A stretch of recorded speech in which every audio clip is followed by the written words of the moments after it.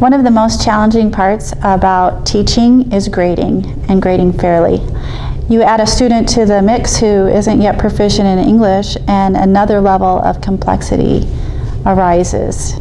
So the big question is how do I fairly grade a student who isn't yet proficient in the language of instruction? This video contains two parts to help answer that really complex question. First, it is important to understand what students can do in all 5 language domains and across 5 stages of language development. So what can an emerging bilingual student do at each level?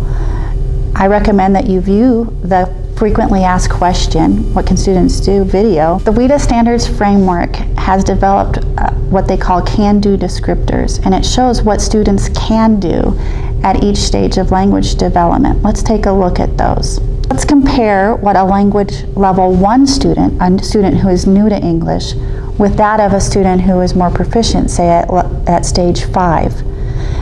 The issue is grading fairly and how to consider the different ways of learning.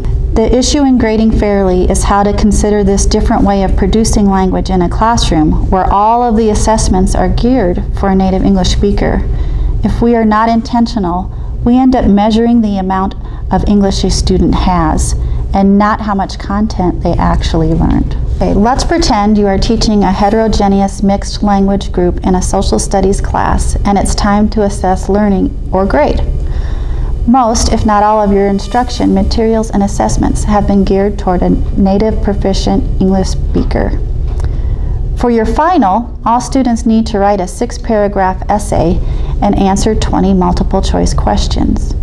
You have a student who is at proficiency level 2.6 in your class. Is grading that emerging bilingual student with the writing rubric and the multiple choice exam an equitable way to assess what they've learned in social studies, or are these forms of assessment measuring how much they know?